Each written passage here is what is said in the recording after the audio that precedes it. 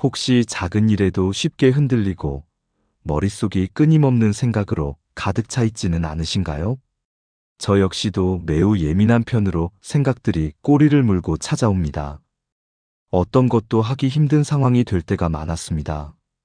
그런데 이 방법을 알고 매우 개선이 되었습니다. 지금 이 순간에 온전히 몰입할 수 있고 불필요한 생각들을 제거할 수 있게 되었죠. 부처님의 지혜 속에서 그 해답을 알려드리겠습니다. 오늘 영상에서는 생각이 많고 예민한 사람들이 삶의 질을 높일 수 있는 방법에 대해 이야기해 보려고 합니다. 우리는 살면서 수많은 고민과 불안 속에 빠지곤 합니다. 하지만 부처님은 이렇게 말씀하셨습니다. 마음이 어지러우면 세상도 어지럽고 마음이 고요하면 세상도 고요하다. 즉, 우리의 외부 환경보다 중요한 것은 바로 내면의 평온입니다.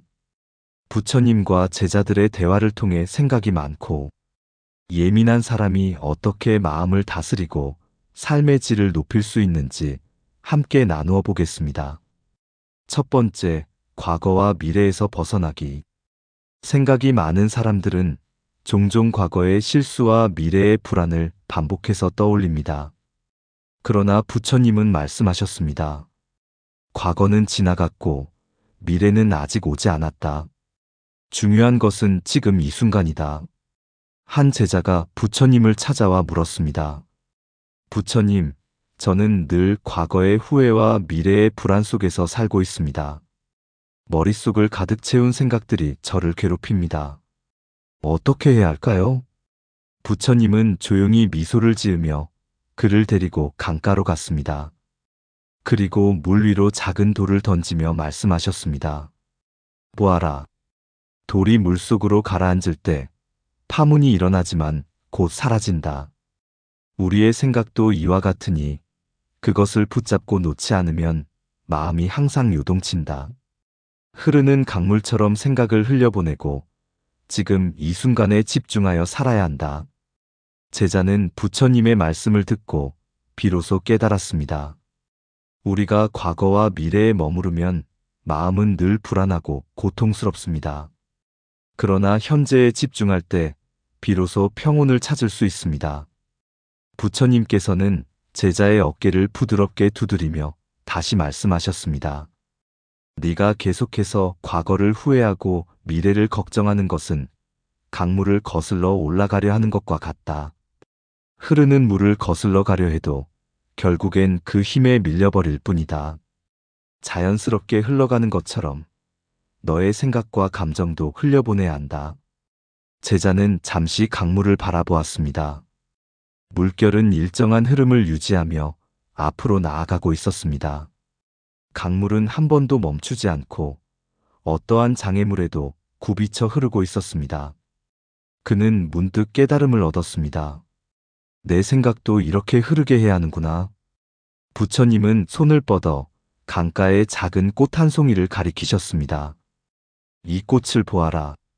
강가에 피어난 작은 꽃이지만 이 순간을 살고 있다. 꽃은 어제를 후회하지도 내일을 걱정하지도 않는다. 오직 지금 주어진 빛과 바람, 흙과 물을 받아들이며 순간을 살아가고 있다. 너도 이 꽃처럼 현재를 받아들이고 살아가라. 제자는 한참 동안 꽃을 바라보았습니다. 그는 그동안 머릿속에서 끊임없이 되풀이되던 생각들이 결국에는 자신을 가두고 있었다는 사실을 깨달았습니다. 꽃처럼, 흐르는 강물처럼 자연스럽게 현재에 집중해야 한다는 부처님의 가르침을 마음속 깊이 새겼습니다. 부처님은 다시 말을 이었습니다. 마음을 훈련하지 않으면 생각은 한없이 너를 끌어당길 것이다. 하지만 마음을 길들이고 현재에 집중하는 법을 배운다면 그 어떤 것도 너를 괴롭히지 못할 것이다. 지금 이 순간 네가 숨쉬고 있는 것만으로도 충분히 살아있음을 느껴라. 제자는 조용히 눈을 감고 깊은 숨을 들이마셨습니다. 그리고 천천히 내쉬며 마음을 비웠습니다. 그 순간 머릿속을 가득 채웠던 불안과 후회가 사라지고 오직 지금 이 순간의 고요함이 그를 감쌌습니다. 그날 이후 제자는 매일 강가를 찾아가 명상을 하며 현재에 집중하는 연습을 했습니다. 그리고 그는 깨닫게 되었습니다. 과거는 지나갔고 미래는 아직 오지 않았다. 중요한 것은 지금 이 순간이다. 이처럼 우리의 삶에서 가장 중요한 것은 현재를 사는 것입니다. 과거의 후회와 미래의 걱정 속에서 허우적대지 말고 지금 이 순간에 집중하세요. 마음을 비우고 있는 그대로를 받아들이며 살아가면 삶의 질은 자연스럽게 높아질 것입니다. 두 번째, 감정을 객관적으로 바라보기. 예민한 사람들은 자신의 감정에 쉽게 휩쓸리곤 합니다. 기쁨과 슬픔, 분노와 두려움이 마음속을 오가며 마치 바람에 날리는 나뭇잎처럼 흔들리지만 그 모든 감정은 사실 한순간 스쳐 지나가는 존재에 불과합니다. 감정은 구름과 같아 흘러가고 사라지는 법이지요. 우리의 본질은 그 구름 너머에 자리한 고요한 하늘과도 같습니다. 옛날 어느 마을에 한 제자가 있었습니다. 그는 평소 작은 일에도 마음이 쉽게 동요하고 다른 사람의 말 한마디에 깊은 상처를 입곤 했습니다.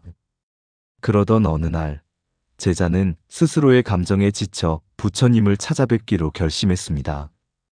부처님께서는 제자의 고민을 따뜻한 눈빛으로 바라보시며 먼저 그의 마음을 다독였습니다. 내 제자여, 네가 이렇게 아픈 마음으로 살아가는 모습을 보니 마음이 무겁구나. 하지만 너의 감정은 네 안에 영원히 자리한 불청객이 아니다. 그저 지나가는 바람과도 같다. 내가 한 가지 이야기를 들려주자. 부처님은 제자와 함께 푸른 숲으로 걸어 나가셨습니다. 숲속의 고요함 속에서 그들은 한 그루의 크고 당당한 나무 앞에 멈췄습니다. 부처님은 손가락으로 나무의 굵은 줄기를 가리키며 말씀하셨습니다. 이 나무를 보라. 바람이 불면 가지와 잎은 흔들리며 춤을 추지만 뿌리는 땅속 깊숙이 자리 잡아 결코 흔들리지 않는다. 나무의 겉모습은 바람에 따라 변화하지만 그 본질은 언제나 단단하고 고요한 채로 존재하지. 우리 인간의 마음도 이와 같다. 외부의 자극, 타인의 말 한마디, 작은 사건에 의해 순간적으로 요동칠 수 있으나 그 근본은 언제나 평온하고 단단해야 한다. 제자는 부처님의 말씀을 마음속 깊이 새겼습니다. 그는 자신의 감정을 그저 자신의 일부로 받아들이기보다는 마치 지나가는 구름이나 스치는 바람처럼 관찰하기 시작했습니다. 매일 아침 그는 자신의 마음속을 들여다보며 감정의 변화를 주의 깊게 살폈습니다.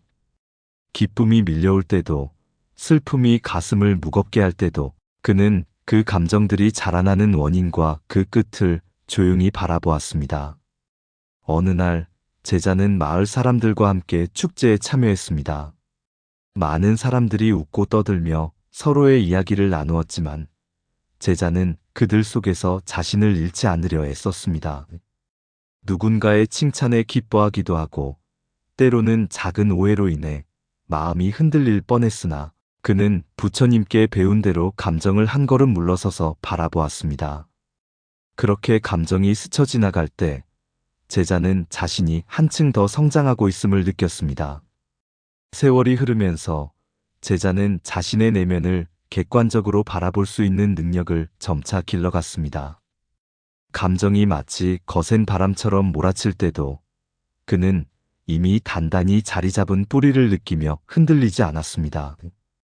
그의 마음은 이제 바람에 날리는 잎이 아니라 깊은 뿌리로 땅에 단단히 고정된 나무와 같이 평온하고 안정되었습니다. 부처님께서 전하신 이 가르침은 제자에게 큰 깨달음을 주었습니다. 감정을 통제하는 것이 아니라 감정을 있는 그대로 바라보고 이해함으로써 진정한 내면의 평화를 얻는 길임을 알게 된 것입니다. 제자는 이제 자신뿐만 아니라 주변 사람들에게도 이 소중한 지혜를 전하며 모두가 고요한 내면의 평화를 찾을 수 있도록 돕고자 했습니다. 이처럼 감정은 우리 삶의 일부이지만 그 자체가 우리의 전부는 아닙니다. 감정에 휩쓸리지 않고 한 걸음 물러서서 바라본다면 우리는 언제든지 흔들리지 않는 단단한 마음의 뿌리를 세울 수 있을 것입니다. 오늘도 우리는 바람이 부는 날이면 그 바람에 흔들리는 잎을 바라보며 동시에 그 잎을 품고 있는 깊은 뿌리의 존재를 기억해야 할 것입니다. 세 번째, 불필요한 정보에서 벗어나기. 생각이 많아지고 마음이 복잡해지는 이유 중 하나는 우리 주변에 쏟아지는 수많은 정보와 의견들 때문입니다. 매일 우리는 뉴스, 소셜미디어, 사람들의 말 한마디까지도 모두 받아들이며 살아갑니다. 이처럼 넘쳐나는 정보는 마치 머나먼 바다의 파도와 같아 마음속 깊은 곳에 고요함을 잃게 만듭니다. 부처님께서는 말씀하셨습니다. 쓸데없는 말과 생각을 줄이면 고요함이 찾아온다. 불필요한 정보와 잡념들을 정리하는 삶의 지혜를 전해주셨습니다. 옛날 어느 작은 마을에 또 다른 제자가 있었습니다. 이 제자는 세상 모든 소식과 타인의 의견에 귀 기울이며 살았습니다. 남들이 어떤 말을 하든 혹은 세상에 무슨 일이 일어나든 그의 마음은 늘 요동쳤고 그로 인해 지치고 힘들어했습니다. 그러던 어느 날 그는 스스로의 한계에 다다랐음을 느끼고 부처님을 찾아뵙기로 결심했습니다. 제자는 부처님 앞에 머리를 숙여 자신의 고민을 토로했습니다. 부처님, 저는 세상의 소식과 남들의 말에 너무 신경을 씁니다. 그 결과 제 마음은 언제나 혼란 속에 있고 진정한 평화를 느낄 수 없습니다. 이러한 잡념 속에서 벗어날 수 있는 길이 있을까요? 부처님은 잠시 조용히 그 말을 듣다가 따뜻한 미소를 지으시며 제자의 손을 부드럽게 잡으셨습니다. 내 제자여, 네가 겪고 있는 이 마음의 혼란은 마치 연못에 던진 돌멩이로 인해 흙탕물이 되어버린 모습과도 같다. 오늘 나와 함께 연못으로 가보자. 그들은 함께 숲길을 걸어 한적한 연못가에 이르렀습니다. 연못은 잔잔했고 맑은 물이 햇빛을 받아 반짝이고 있었습니다. 부처님은 조용히 연못 가장자리로 다가가 한 손을 담그시며 제자에게 물으셨습니다. 너는 이 물이 맑기를 원하는가? 제자는 눈을 크게 뜨고 고개를 끄덕였습니다. 부처님은 다시 물으셨습니다. 그렇다면 만약 네가 계속해서 이 연못에 돌을 던지고 흙을 휘저어 그 맑음을 깨뜨린다면 어떠하겠느냐? 제자는 즉시 고개를 저었습니다. 부처님의 말씀이 담긴 깊은 뜻을 깨달은 듯 그의 눈빛에는 혼란이 조금씩 가시기 시작했습니다. 부처님은 부드럽게 말씀을 이었습니다. 우리의 마음도 이 연못과 같다. 쓸데없는 정보와 남의 말들이 우리 마음 속에 던져질 때 그것은 마치 연못에 돌을 던지는 것과 같아. 그렇게 마음속의 고요함과 순수함은 깨지고 결국 흙탕물이 되어버린다. 그러므로 우리는 불필요한 정보와 잡념에서 벗어나야 한다. 내면의 진정한 맑음을 지키기 위해서는 선택적으로 받아들이고 필요한 것만을 마음에 품어야 한다. 그날 이후 제자는 부처님께서 전해주신 이 소중한 가르침을 따라 자신의 마음을 지키기 위한 노력을 기울이기 시작했습니다. 아침마다 그는 잠시 명상을 하며 하루 동안 자신에게 꼭 필요한 정보와 생각만을 골라내는 연습을 했습니다. 세상으로부터 쏟아지는 무수한 소음 속에서도 자신을 지키기 위해 그는 자신의 내면에 귀 기울이고 꼭 필요한 것들만 마음에 남기기로 다짐했습니다. 시간이 흐르면서 제자는 불필요한 정보와 잡념들이 자신에게 어떤 영향을 미치는지 깊이 깨닫게 되었습니다.